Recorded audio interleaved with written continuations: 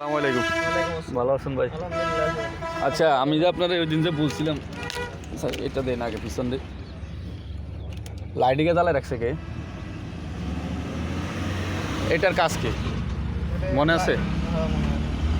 এই লিভারটার কাজ কি?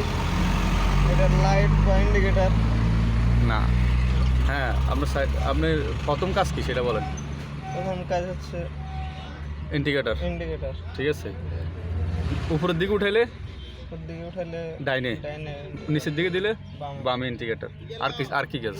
আর হচ্ছে হেডলাইটের লাইট। হ্যাঁ ঘুরেন, এক পাশ ঘুরাইলে ঘুরালে হেডলাইট জ্বলবে, আরেকটা ঘুরে নিলেন এক পাশ ঘুরাইলে ওই আপনার লাইট জ্বলবে আর কি, মানে আপনার পার্কিং লাইট জ্বলবে।